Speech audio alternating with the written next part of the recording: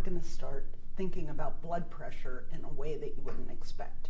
We're going to look first at the anatomy of the blood vessels, because you can't really begin to understand blood pressure until you understand how the structure of the blood vessels is really influencing what goes on with blood pressure. So, let me ask you, what kinds of blood vessels are you aware of? Steph? Arteries and veins. Arteries and veins. Do we have any other kind of blood vessels? I know there's some really small ones, capillaries. Yes, we have capillaries. We have arterioles and venules. Arterioles and venules, or venules, yes. Yes, so altogether there are 5 different types of blood vessels, and they all have something to do with how blood circulates through the body, and it's their structure that determines how they will be able to function to help maintain circulation. So, if we think about the order that they go in as blood vessels move away from the heart and then back to the heart, we think about the first blood vessel that carries blood away from the heart as being, Andre? The artery. Arteries. And then the next type of blood vessel that the blood encounters is? The arterioles. Arterioles. And then what's the next type of blood vessel the blood encounters? The capillary. Capillaries. And then we see the blood going into? Venules. The venules. And then from there into? The veins. Veins. And finally the blood returns back to the heart. Okay?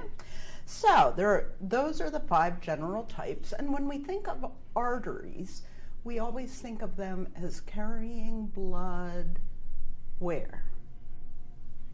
To the tissues. To the tissues, but we think of them as carrying blood Away from the heart. away from the heart. And then when we think of veins or the venules, what are we thinking about them doing? Mia? Carrying the blood back to the heart. They carry blood back to the heart. Excellent. Now, what do the capillaries do, like generally speaking? Why do we need capillaries? Arteries carry blood out to the capillaries, and then what happens out there? That's where gas exchange occurs. Excellent. That's where gas exchange occurs. And specifically, when we talk about gas exchange, what are we talking about? What gases get exchanged in the capillaries? Oxygen goes into the tissues and carbon dioxide goes into the blood. Excellent. So oxygen is going to leave the blood and move into the tissues, and then CO2, or carbon dioxide, is going to be moving out of the tissues into the blood, right? And so the blood that gets carried in the veins is often we think of being deoxygenated. We're going to get to the idea of that not always being correct, right? Because what we're talking about when we talk about oxygen moving out of the blood into the tissues, which of the circulations are we talking about? Andre? Systemic. Systemic circulation, exactly. So we learned when we were studying the heart, we learned that there are 2 circulations. And now what we've just described, arteries carrying blood out to the capillaries, oxygen leaves the blood in the capillaries, moves into the tissues, CO2 moves from the tissues into the blood, then that blood gets carried back to the heart.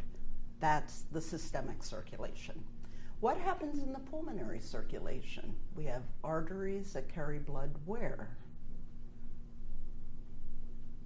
Mia? They go to the lungs. Yes, the arteries will carry blood to the lungs, and in the capillary beds in the lungs, what happens?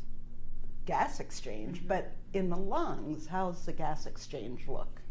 The blood gives off the CO2 that it's been carrying to the lungs for us to breathe out, and then our lungs give us the oxygen that we need to get. Excellent. So every time we breathe in air that has a high oxygen content. And then when we breathe out, the air has a higher CO2 content, right? And so when blood goes through the capillary beds in the lungs, the blood will give off CO2 and it will take on oxygen, right? And so then that blood that's coming back from the lungs will come back to the heart as oxygenated blood. So that's the two circulations. Arteries always carry blood away from the heart. Veins always carry blood back to the heart. Gas exchange happens in the capillaries. But the pulmonary circulation has a different function than the systemic circulation, and the gas exchange looks different, right? So on the models that we've been looking at in the lab, if you see an artery and it's red, which circulation is it associated with? The systemic. The systemic. And if you see an artery that's blue, you know it's associated with the Pulmonary. exactly. All right, so that's like getting us off to a start with thinking about a little bit about the structure and function of the blood vessels. There are a few other things that I want to say because we know that one of the 5 types of blood vessels is an arteriole. So what happens in the vascular system is that the aorta, which is the largest artery leaving the heart in the systemic circulation, the aorta branches into smaller blood vessels. Those smaller vessels branch into smaller arteries. Branching, branching, branching continues. And every time there's a branching of the arteries, the vessels that branch off of a bigger artery are smaller, right? And ultimately we get to the point where the branches are so small that we call them arterioles, right? That word just means little artery, right? Okay, so we have arteries leaving the heart, they branch and branch repeatedly. Finally, the branches are small enough that we have arterioles, and it's arterioles that carry blood into the capillaries, right?